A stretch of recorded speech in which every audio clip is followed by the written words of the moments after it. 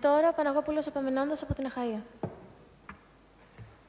Εγώ θα ήθελα να πω ότι μιλάμε για τους νόμιμους μετανάστες, αλλά δεν έχουμε θίξει το θέμα ότι η ίδια η Ελλάδα έχει ψηφίσει μια συγκεκριμένη διάταξη του Σέγγεν, η οποία λέει ότι εμείς υποδεχόμαστε τους μετανάστες και σε όποια άλλη χώρα πάνε, αναγκαστικά μας τους στέλνουν πίσω.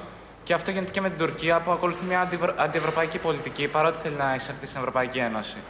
Αυτό θα έλεγα ότι πρέπει να επικεντρωθούμε σε αυτό το θέμα. Και θα ήθελα να φέρω και ένα προσωπικό παράδειγμα που βιώνω στην καθημερινότητα. Ζω στο κέντρο της Πάτρας και θα ήθελα να πω ότι τα βράδια και γενικότερα ολόκληρη τη μέρα δεν μπορείς να κυκλοφορήσεις σε περιοχές κοντά στο λιμάνι της Πάτρας, όπου οι μετανάστες αναζητούν λύση για να φύγουν προς την Ιταλία. Και θέλω να σας απευθύνω και εσάς μια ερώτηση. Αν έχετε έρθει στην Πάτρα, να δείτε αυτή την κατάσταση που επικρατεί.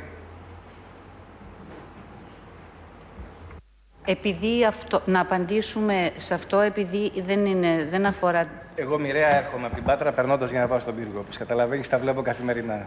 Έτσι. Και είναι τεράστιο το πρόβλημα. Και οι λιμάνια όπως της Πάτρας, της Ιγουμενίτσας, που είναι πύλες εισόδου ή εξόδου προς την Ευρώπη, αντιμετωπίζουν αυτό το πρόβλημα. Είναι ένα ζήτημα που αφορά τους παράνομους μετανάστες. Επαναλαμβάνω ότι το σχέδιο νόμου που συζητούμε αφορά τους νόμιμους μετανάστες. Είναι ένα ζήτημα όμως υπαρκτό, ένα πρόβλημα υπαρκτό, το οποίο η Ελλάδα πρέπει να αντιμετωπίσει. Πρέπει να αντιμετωπίσει είτε με την καλύτερη δυνατή φύλαξη των συνόρων, είτε με ενίσχυση διαδικασίας επαναπροώθησης στις χώρες από τις οποίες έρχονται, αλλά γι' αυτό πρέπει να τηρούν τις διεθνείς συμβάσεις και οι χώρες που τους στέλνουν προς τα εμάς, εν προκειμένου η Τουρκία, η οποία έχει καταπατήσει κάθε έννοια, κάθε διεθνή σύμβαση στο συγκεκριμένο ζήτημα, κάνοντας στραβά μάτια στους δουλέμπορους. Γενικότερα είναι ένα ζήτημα το οποίο χρειάζεται τελείως, προσωπική γνώμη εκφράζω, διαφορετική αντιμετώπιση από το ζήτημα που συζητάμε σήμερα και αφορά τους νόμιμους μετανάστες. Σας ευχαριστώ. Να προσθέσω εδώ, συμφωνώ απόλυτα, απλώς να σου διευκρινίσω κάτι γιατί έχεις λίγο ασαφή εικόνα. Είναι πολύ σημαντικό που το ανέφερες, αλλά να σου ξεχωρίσω αυτό που είπες για το Σέγγεν. Είναι δύο πράγματα, αν θέλεις, συγκρουόμενα ιδεολογικά. Το μεν Σέγγεν είναι ο πυλώνας της ελεύθερης διακίνησης στην Ευρώπη. Το δε Δουβλίνο, που ψηφίστηκε το 2003 και κάνουμε την αυτοκριτική μας και όλοι αυτή τη στιγμή, λέει ακριβώς ότι πρέπει να εξεταστεί το άσυλο εδώ. Αυτό συμβαίνει στην Πάτρα, αυτό συμβαίνει στην Ιγουμενίτσα, αυτό είναι η μετατροπή της πατρίδας σε αποθήκη μεταναστών, με δύο πλευρές να θέλουν ακριβώς το ίδιο πράγμα. Εμείς θέλουμε να φύγουν γιατί δεν μπορούν να ενταχθούν και αυτοί θέλουν να φύγουν.